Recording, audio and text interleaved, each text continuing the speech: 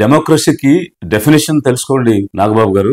ప్రాథమిక సూత్రాలు రాజ్యాంగం చదవకుండా రాజకీయాల్లోకి ఎలా వచ్చారు మీరు? భావ స్వేచ్ఛని, ప్రశ్నించే హక్కుని రాజ్యాంగం ప్రసాదిస్తూ ఉంటే అడిగే వారిని కుక్కలు, ప్రశ్నించే వారిని సన్నాసులు, గూండాలు అని అంటున్నారంటే కనీసం ప్రజాస్వామ్యంలో రాజ్యాంగం ఏ రకమైనటువంటి అవకాశాలు కల్పించిందనే అవగాహన లేకుండా మీరు మాట్లాడుతున్నారు. మీరు ఇచ్చినటువంటి హామీలు నెరవేర్చమని అడిగితే గుండాల, ప్రశ్నిస్తే సన్నాసుల, కుక్కల? అలా అయితే గత 5 సంవత్సరాలు మీ తమ్ముడు పవన్ కళ్యాణ్ గారు గాని, అప్పటి ప్రతిపక్ష నేత చంద్రబాబు గారు గాని అప్పుడున్న ప్రభుత్వాన్ని పదే పదే ప్రశ్నించారు, నిలదీశారు. అయితే వారు కుక్కలు, గూండాలు, సన్నాసుల? సమాధానం చెప్పండి నాగబాబు గారు. మీరు ఇచ్చినటువంటి హామీలు నెరవేర్చాలి. పేదల తరపున లిబరేషన్ కాంగ్రెస్ పార్టీ నుంచి మేము ప్రశ్నిస్తున్నాం, డిమాండ్ చేస్తున్నాం. ఇచ్చినటువంటి హామీలు నెరవేర్చి తీరాలి. ఇచ్చేటప్పుడు తెలీదా ఇవి అమలు సాధ్యమా కాదా అనేది? ఇప్పుడెందుకు చేతకాని మాటలు మాట్లాడుతున్నారు? ఇప్పుడెందుకు రకరకాల నివేదికలు చూపించి ఇది సాధ్యం కాదు, అది సాధ్యం కాదని హామీలు ఇచ్చేటప్పుడు తెలీదా మీకు ఇది సాధ్యమా అసాధ్యమా అని? ఓకే, మీరంటే మీ అన్నదమ్ములందరూ పార్ట్ టైం పొలిటీషియన్స్,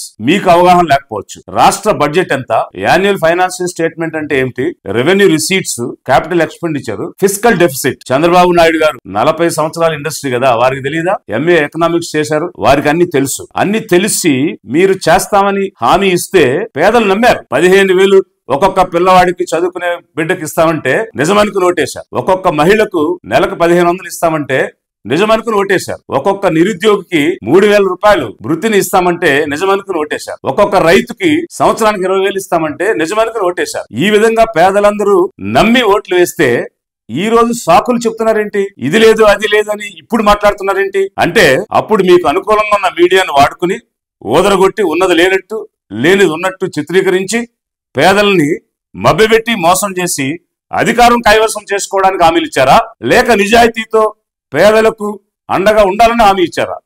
అలా అయితే అమలు చేయండి. అమలు చేయాల్సినటువంటి అవసరం ఉన్నది.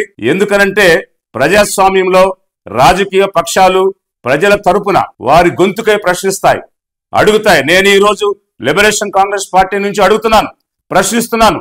మాట ఇచ్చిన నైతిక విలువ మీలో ఉంటే ఇచ్చిన హామీలు నెరవేర్చండి. 6 నెలలైంది, 8 నెలలైంది, చేతగాని మాటలు మానేసి హామీలు నెరవేర్చడం ప్రారంభించండి. ఇచ్చిన మాట నిలబెట్టుకోండి అని లిబరేషన్ కాంగ్రెస్ పార్టీ డిమాండ్ చేస్తుంది.